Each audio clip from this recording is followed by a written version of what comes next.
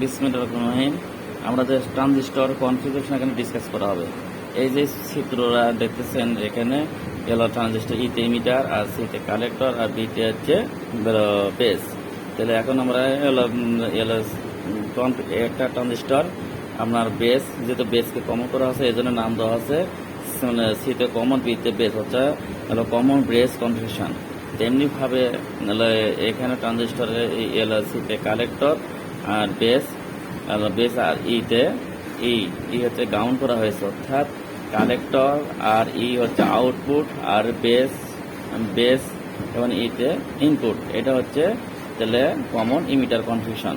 তেমনি 3 নম্বর চিত্র হচ্ছে ইমিটারের সাপেক্ষে কালেক্টরে গ্রাউন্ড করা হয়েছে, বেসে ইনপুট দেওয়া আছে। তাহলে বেস ইনপুট দেওয়া হয়, তাহলে সি অর্থাৎ ইমিটার কালেক্টর আউটপুট আর বেস কালেক্টরে আপনার ইনপুট। এটা হচ্ছে তাহলে কালেক্টর কনফিগারেশন।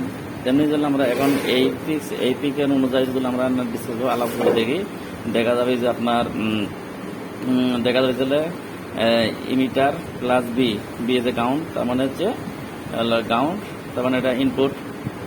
এই যে ইনপুট হচ্ছে ই প্লাস বেস কমন করা আছে, এই দুটার সাপেক্ষে ইনপুট, আর সি বেস কালেক্টর এবং বেস আউটপুট, যেটা বেস গ্রাউন্ড করা আছে সেটাই দেখেছি আমরা হচ্ছে সি প্লাস বি আউটপুট, ও পিতে আউটপুট আর আইপি ইনপুট।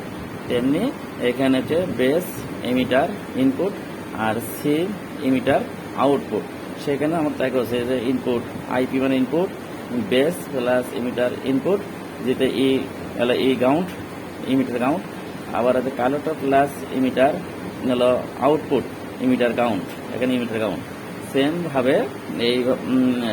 সেমভাবে বেস কালেক্টর আপনার ইনপুট আর ইমিটার কালেক্টর আউটপুট। সেমভাবে বেস প্লাস সিতে ইনপুট আর ইমিটার প্লাস কালেক্টর যেটা গ্রাউন্ড, এটা আউটপুট, ওপি আউটপুট, এটা হচ্ছে আউটপুট। অর্থাৎ একটা ট্রানজিস্টরকে আমরা 3ভাবে কনফিগার করতে পারি, মানে common base configuration, common emitter configuration, common collector configuration, আর এই ফিকগুলা এই চিত্র অনুযায়ী কনফিগার করা যায়